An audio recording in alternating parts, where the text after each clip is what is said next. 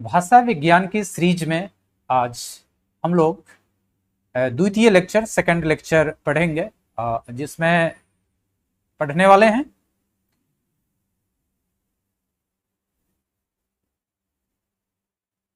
भारोपीय भाषा परिवार का परिचय। और इसके मुख्य पाठ्य बिंदु होंगे भूमिका, जिसके अंतर्गत भारोपीय भाषा परिवार के इंपॉर्टेंस महत्व का परिचय प्राप्त करेंगे।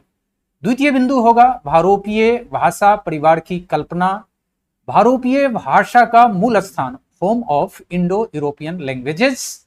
और अंतिम बिंदु के रूप में देखेंगे मूल भारोपीय भाषा का स्वरूप।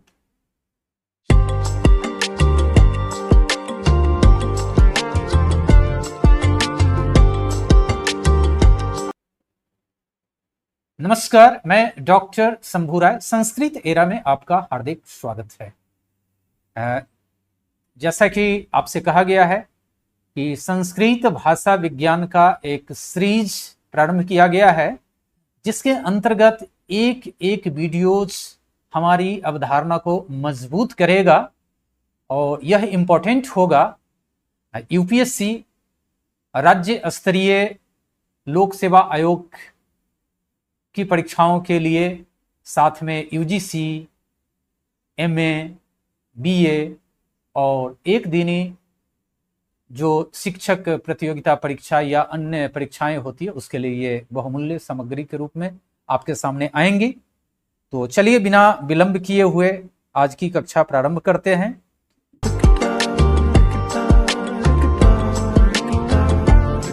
आज की कक्षा को व्याख्यान 2 में भारोपीय अर्थात भारत जोड़ यूरोपीय, इसको संक्षिप्त रूप दे दिया गया है भारोपीय, इंडो यूरोपियन लैंग्वेज का जो परिवार है उसका हम एक सामान्य परिचय प्राप्त करेंगे। इसके मुख्य पाठ्य बिंदु भूमिका, भारोपीय भाषा परिवार की कल्पना, भारोपीय भाषा का मूल स्थान, homeland of European Indo European languages और मूल भारोपीय भाषा का स्वरूप। एक एक बिंदु पर गहराई से विचार करते हुए आगे बढ़ते हैं। भूमिका और इसके महत्व के रूप में पहले परिचय प्राप्त करेंगे। प्रश्न किस रूप में पूछा जाता है? तो भारोपीय भाषा परिवारस्य परिचयः दीयताम्। और इस प्रश्न का जो पहला बिंदु होता है वह भूमिका के तौर पे होता है। हम लोग देखते हैं कि भाषा परिवार का क्या महत्व है। संसार के भाषा परिवारों में भारोपीय भाषा परिवार का सर्वश्रेष्ठ स्थान है। यह ऑब्जेक्टिव का भी प्रश्न बन सकता है। इस परिवार की भाषाओं को बोलने वालों की संख्या में ये सर्वाधिक हैं। वे संसार के सभी प्रदेशों में फैले हुए। साहित्यिक और सांस्कृतिक उत्कर्ष की दृष्टि से इस परिवार की भाषाएं अत्यंत विकसित हैं। पूछता है कि सबसे ज्यादा विकसित कौन सी भाषा परिवार है, तो यही है भारोपीय भाषा परिवार सबसे अधिक विकसित है। इसी भाषा परिवार में भाषा विज्ञान का, लिंग्विस्टिक्स का उद्भव हुआ है,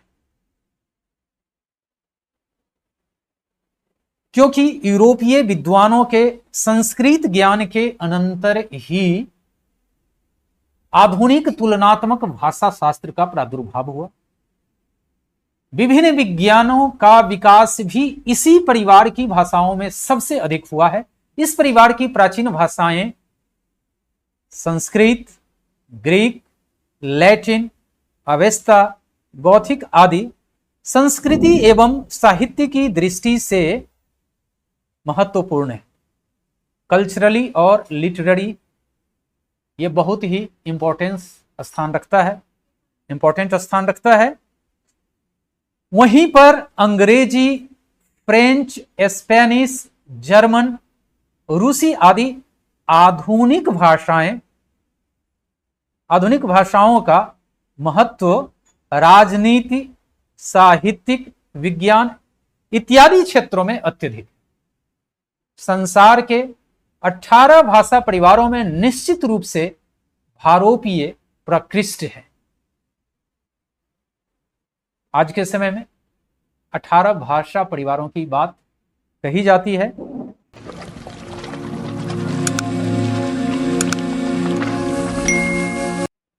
अगला बिंदु है भारोपीय भाषा परिवार की कल्पना। भारोपीय भाषा परिवार से कल्पना 18वीं शताब्दी ईस्वी के अंतिम चरण में यूरोपीय विद्वान संस्कृत भाषा से अवगत होकर यूरोप की प्राचीन ग्रीक, लैटिन आदि भाषाओं से तुलना करने लगे तो उन्हें इन भाषाओं में शब्द रूपों का अद्भुत साम्य, सिमिलैरिटी प्रतीत हुआ। इस साम्य या एक रूपता का कारण ढूंढते हुए वे इस निष्कर्ष पर पहुंचे कि यूरोप की प्राचीन भाषाओं, ईरान की अवेस्ता, फारसी आदि भाषाओं तथा भारत की संस्कृत भाषा का उद्गम, ओरिजिन, उत्पत्ति एक ही भाषा से हुआ है। उस भाषा की बोलियों का विकास उपर्युक्त भाषाओं के रूप में हुआ है। उस भाषा की बोलियों का विकास उपर्युक्त भाषाओं में जिनकी चर्चा की गई, ये सभी भाषाएं एक ही भाषा परिवार की विविध शाखाओं के रूप में, ब्रांचेज के रूप में तत्त अर्थात उन देशों में विकसित हुई हैं। इस कल्पना से भारोपीय भाषा परिवार का सिद्धांत, इंडो यूरोपियन थियरी प्रवृत्त हुआ। 19वीं शताब्दी में लगातार परिश्रम से जर्मन विद्वानों ने भारोपीय परिवार की विविध भाषाओं का तुलनात्मक व्याकरण लिखा, कंपैरेटिव ग्रामर लिखा, तथा इससे भी आगे बढ़कर कल्पित मूल भाषा के स्वरूप का भी निरूपण कर लिया। उन्होंने कल्पना किया कि इसका मूल रूप में यह क्या रहा होगा, जो अगली कक्षा का यह विषय बिंदु बनने वाला है। जर्मन विद्वान कार्ल ब्रुगमान, वाकर, नागेल इत्यादि इस दृष्टि से उल्लेखनीय है। उन्होंने यूरोपीय भाषा परिवार में बहुविध कार्य किया। इनके प्रयास से आज यह संभव हो सका है कि किसी भी भारोपीय भाषा का तुलनात्मक तथा ऐतिहासिक अनुशीलन किया जा सके। भाषा शास्त्र के क्षेत्र में इतनी विपुल सामग्री उपलब्ध हो गई है कि इस पर अच्छे से अध्ययन किया जा सकता है।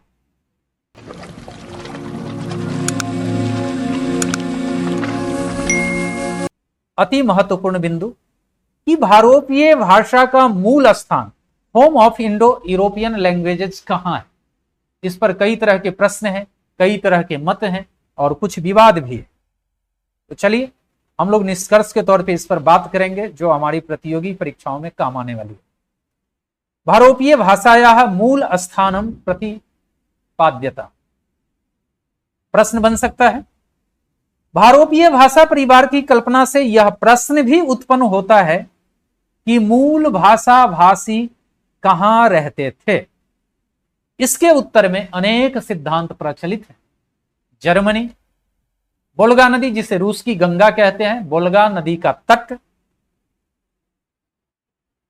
जर्मनी, मध्य एशिया, हंगरी, उत्तरी ध्रुव प्रदेश इत्यादि क्षेत्रों में मूल भारोपीय भाषा भाषियों के निवास से संबद्ध सिद्धांत प्रस्तावित किए गए हैं।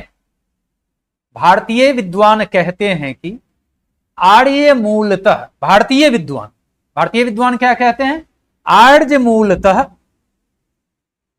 तिब्बत प्रदेश, जिसे पुराने समय में त्रिविष्टप प्रदेश कहते थे। तिब्बत का पुराना नाम क्या है, त्रिविष्टप। तो भारतीय विद्वान आर्य के मूल निवास स्थान को तिब्बत प्रदेश मानते हैं, क्योंकि वे उसे स्वर्ग मानते थे। कुछ लोगों ने कश्मीर में, हिमालय में या मुल्तान, या जिसे मूल स्थान भी कहते हैं, में आर्यों के आदि देश की कल्पना की है। भारोपीय भाषा परिवार की विभिन्न शाखाओं में उपलब्ध शब्दों और उनके अर्थों के आधार पर उनकी प्राचीन संस्कृति का अध्ययन किया जा सकता है तथा मूल स्थान की कल्पना हो सकती है। किंतु विवादास्पद होने से यह विषय अब उपेक्षित प्राय है, नेग्लेक्टेड। भारतीय लोग भारत को ही वीर आर्यों का आदि प्रदेश मानते हैं, जबकि नई दृष्टि के लोग यूरोप और एशिया के मध्य भाग में, जिसे आप सेंट्रल एशिया कह सकते हैं, आर्य देश की कल्पना करते हैं। यह इतिहास का भी एक महत्वपूर्ण विषय है। आर्यों का मूल निवास स्थान कहाँ है, आर्य कहां से आए थे, ये सारी बातें होती है।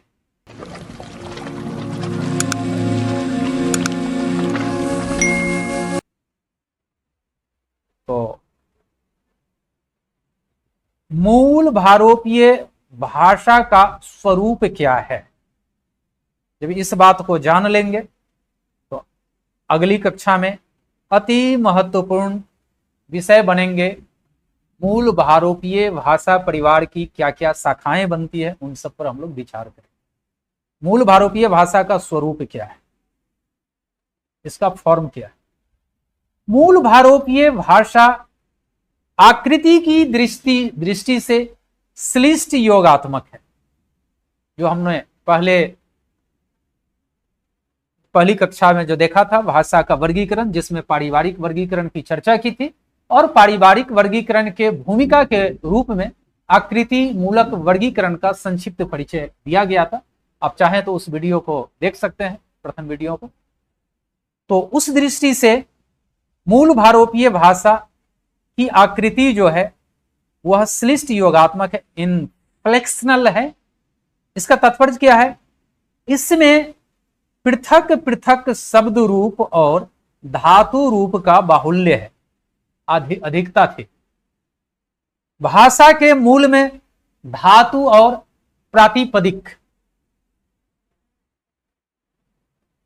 शब्द रूप जब आप बनाते हैं तो उसके मूल रूप को प्रातिपदिक कहते हैं। जैसे बालकः एक पद है, लेकिन बालक प्रातिपदिक है, उसी बालक के शब्द रूप चलते हैं, उसे प्रातिपदिक कहते हैं। और धातु तो आप जानते हैं, वर्ब है। इन्हीं से विभक्तियों को जोड़कर, धातु और प्रातिपदिक से विभक्तियों को जोड़कर असंख्य रूप बनाए जाते थे। तो विभक्ति तो आप जानते हैं प्रातिपदिक से जुड़ता है, और धातु से या तो शुरू में उपसर्ग जोड़ सकते हैं या प्रत्यय जोड़ सकते हैं। उसको जोड़ करके आप अनेक रूप बना सकते हैं, धातु के रूप धातु रूप, और प्रातिपदिक के रूप शब्द रूप बना सकते हैं।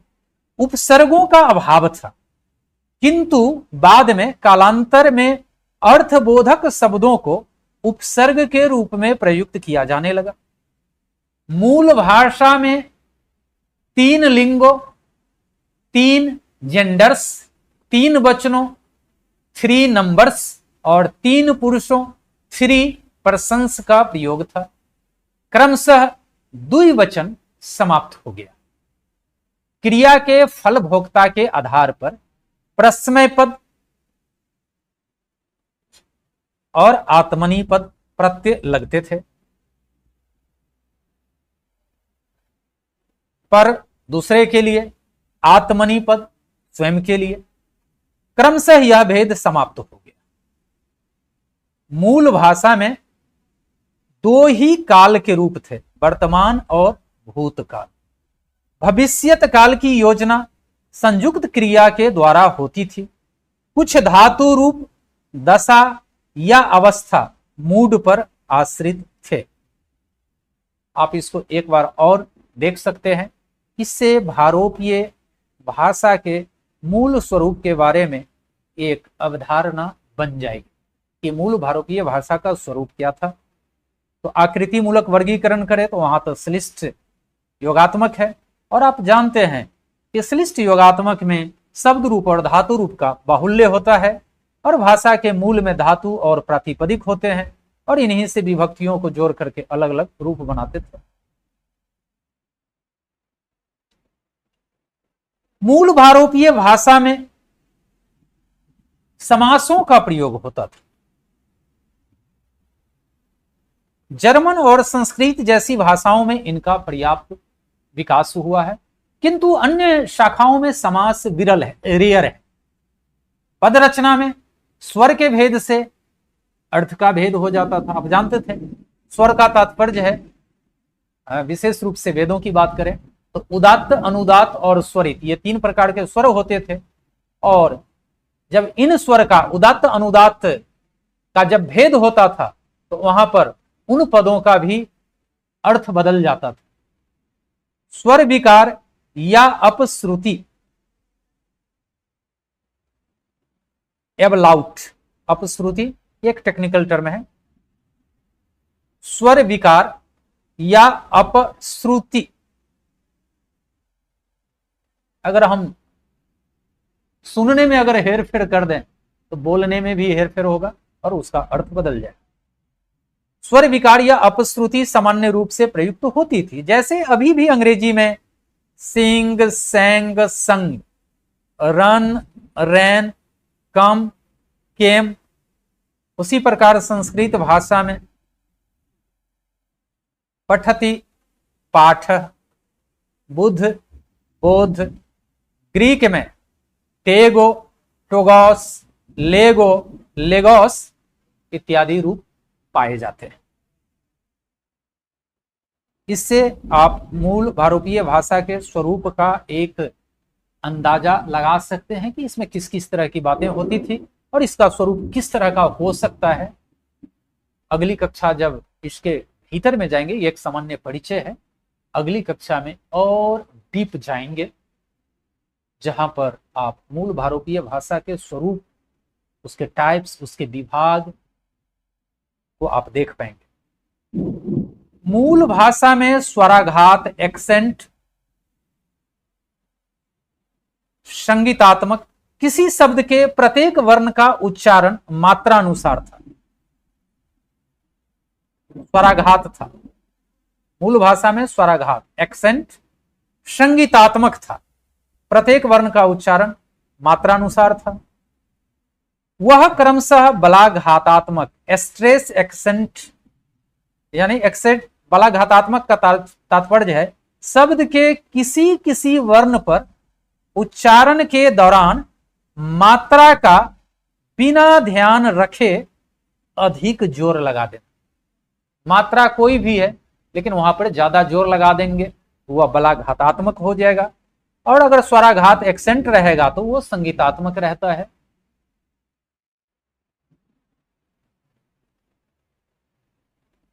यदा कदा शब्द रचना में द्वितीय का प्रयोग होता था, जैसे संस्कृत में द दर्श, द चकार, ददाति इत्यादि इसी पद्धति के शब्द हैं। तो ग्रीक में दे दौड़ के, आप दे सकते हैं डी डी, के कोड़े के, गे गोना जी जी इत्यादि शब्द मिलते हैं। जैसे संस्कृत में ददर्श, दो अक्षर आ रहे हैं, द, जैसे यहां चकारा है, यह परिवर्तित रूप है, द यहां दिख रहा है। इसी तरह देदोर के कोड़े चकार के लिए, और उसी तरह ददाती, गेगोना इत्यादि शब्द मिलते हैं। इसी प्रकार मूल भाषा का स्वरूप संक्षिप्त रूप से दिखाया जा सकता है। तो इस तरीके से आप लोगों ने देखा कि भारोपीय भाषा परिवार का सामान्य परिचय की बात करें तो इसके अंतर्गत भारोपीय भाषा परिवार की कल्पना, भारोपीय भाषा का जो मूल स्थान है वो कहाँ के लोग इस भाषा भाषी के लोग थे, और मूल भारतीय भाषा का स्वरूप क्या है। तो इन सब का सामान्य अध्ययन कर लेने से जब हम आगे मूल भारतीय भाषा से संबंधित किसी भी प्रश्न पर बात करेंगे, कोई भी जो यूपीएससी या राज्य स्तरीय पीसीएस में जो प्रश्न पूछे जाते हैं या लेक्चरशिप में जहां लिखित परीक्षा होती है, वहां पर भाषा विज्ञान से जो प्रश्न पूछे जाएंगे मूल भारतीय भाषा परिवार से संबंधित, उनकी भूमिका के दौरान, भूमिका लिखने के लिए, इंट्रोडक्शन लिखने के लिए ये जो परिचयात्मक ये जो पाठ आज हुआ है, ये जो कक्षा हुई है, अति महत्वपूर्ण है। इसमें से अपनी सुविधा अनुसार, आवश्यकता अनुसार कुछ कुछ महत्वपूर्ण बिंदुओं को आप प्रश्नों में शामिल कर पाएंगे। अगली कक्षा में हम लोग पढ़ने वाले हैं भारोपीय भाषा परिवार का वर्गीकरण, केंतुम शाखा और शतम और शाखा पर हम लोग कक्षा रखेंगे और उसके बारे में गहनता से विचार करेंगे। उस कक्षा को अटेंड करने के बाद आपको भारोपीय भाषा परिवार का जो नॉलेज है वो काफी इनहेंस होने वाला है। तो इसी के साथ आज की कक्षा समाप्त होती है। संस्कृत एरा में भाषा विज्ञान के इस सीरीज में आप हमारे साथ अब तक टिके रहे, इसके लिए बहुत बहुत धन्यवाद। Thank you so much.